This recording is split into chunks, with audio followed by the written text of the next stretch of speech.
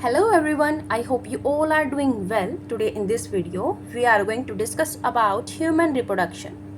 Humans are sexually reproducing and viviparous. In humans, reproductive phase start after puberty.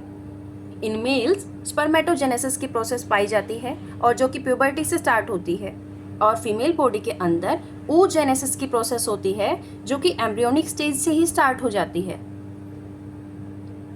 अगर हम events की बात करें ह्यूमन रिप्रोडक्शन में, सबसे पहला इवेंट होता है गैमेटोजेनेसिस, मीन्स गैमेट्स की फॉर्मेशन होना। Here gameto means gamete and genesis का मतलब होता है formation.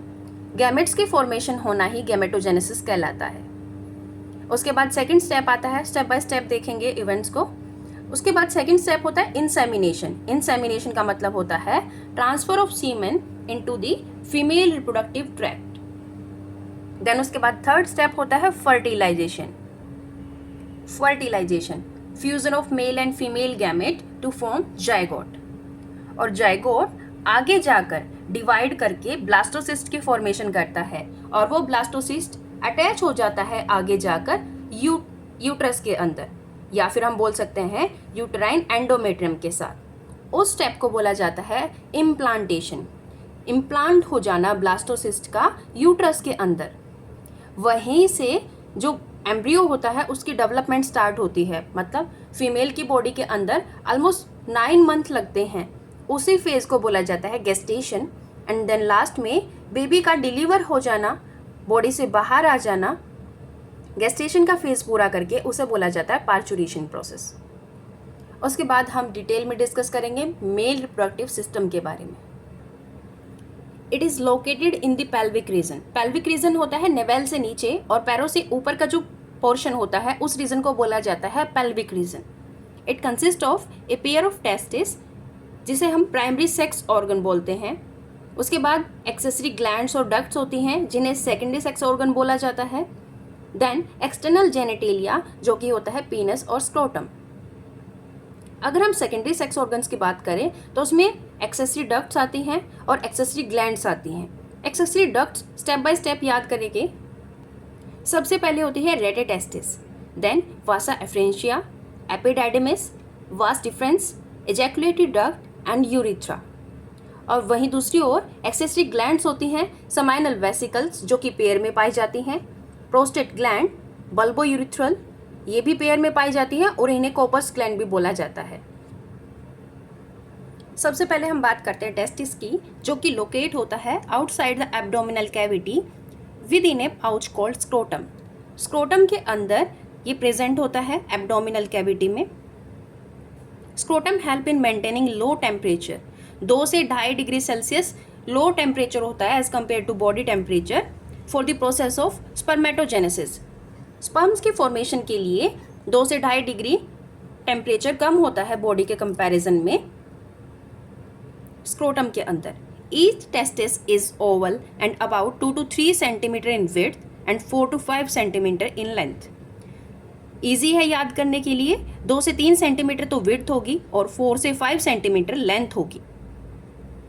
Testis covered by dense covering, जिस डेंस कवरिंग को बोला जाता है ट्यूनिका एल्ब्यूजेनिया। इंटरनली टेस्टिस डिवाइड होता है into about 250 testicular lobules.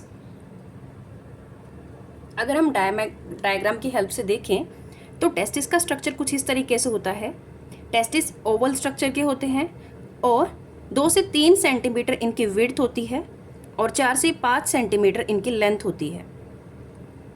Testis की एक आउटर कवरिंग होती है, ये डेंस कवरिंग होती है, जिसका नाम होता है tunica एल्ब्यूजेनिया।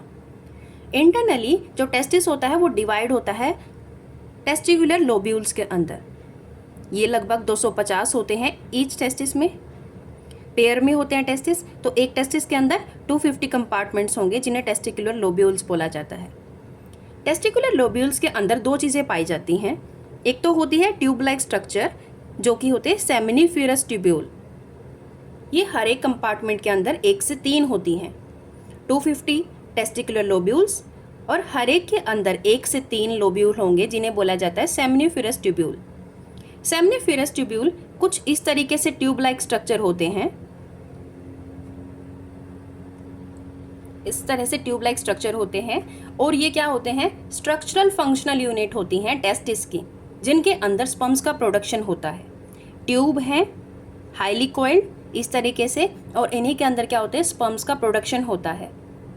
Inside seminiferous tubule is lined by male germ cells और स्पर्मेटोगोनिया और सर्टोली सेल्स।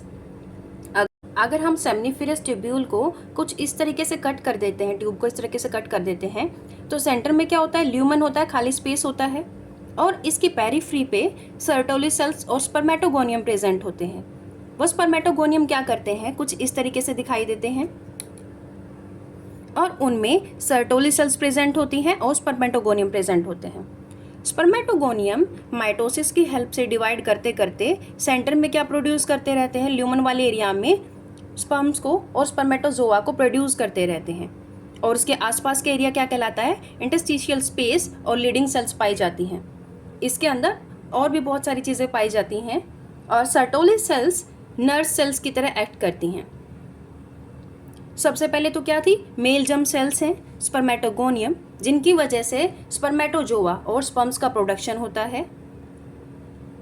उसके बाद है सर्टोली सेल्स, जो ऑरेंज कलर की दिखाई दे रही हैं। सर्टोली सेल्स क्या करती हैं, नर्स सेल्स होती हैं जो नरिशमेंट प्रोवाइड करवाते हैं स्पर्मेटोगोनिया के लिए, और रिलीज करती हैं SMF factor, sperm maturation factor. इसके अलावा इंटरस्टिशियल स्पेस होता है region outside the seminiferous tubule. अगर इस स्ट्रक्चर में देखें, जो ये डॉट्स लगा रखे मैंने यहाँ पर ब्राउन, इस कोयल के चारों तरफ जो स्पेस है उसे बोला जाता है interstitial space, region outside the seminiferous tubule, जिसके अंदर क्या क्या पाया जाता है, लीडिंग सेल्स होती हैं, इंटरस्टिशियल सेल्स होती हैं, और जो लीडिंग सेल्स हैं वो प्रोड्यूस करती हैं एंड्रोजन, मेनली टेस्टोस्टेरोन। सो यही सब कहा गया है कि मेल जर्म सेल्स प्रेजेंट होती हैं, सर्टोली सेल्स होती हैं, और यहीं से क्या होता है, स्पर्म्स का प्रोडक्शन स्टार्ट होता है, फॉर्मेशन स्टार्ट होती है। सो कहाँ से होती हैं, male germ cells spermatogonia divide करती है, सेल डिवीजन होती है, वहीं से स्पर्मेटोजोआ की फॉर्मेशन होती है, और उन्हें नरिशमेंट कौन प्रोवाइड करता है, सर्टोली सेल्स, और we can say nurse cells. उसके बाद हम बात करते हैं एक्सेसरी डक्ट्स के बारे में, जहाँ पे एक्सेसरी डक्ट्स का नाम बताया गया, रेटेटेस्टिस, वास efferentia, epididymis, vas deferens ejaculatory duct, urethra. यहाँ पर जो सेमिनिफेरस ट्यूब्यूल हैं टेस्टिस की, वो ओपन होते हैं कहाँ पर, वासा एफरेंशिया में। जैसा कि स्ट्रक्चर में दिखाया गया है कि जो ये ट्यूब हैं, सेमिनिफेरस ट्यूब्यूल है, ये कहाँ पर ओपन हो रही हैं, रेटेटेस्टिस की तरफ, और रेटेटेस्टिस से ही आगे जाकर वासा एफरेंशिया में जो स्पर्म है वो मूव करते हैं, और बॉडी से बाहर निकलने के लिए वो एपिडाइडमिस के थ्रू यहाँ से होते हुए बॉडी की तरफ आगे मूव करते हैं। क्योंकि अभी तक तो ये जो प्रोसेस है वो स्क्रोटम में चल रही थी, स्क्रोटम से होते हुए अब ये स्क्रोटम से टेस्टिस से बाहर निकल रहे हैं थ्रू एपिडाइडमिस, जो कि कहाँ प्रेजेंट होता है, posterior surface of each testis. Epididymis leads to vas deferens that ascend to the abdomen and loop over the urinary bladder.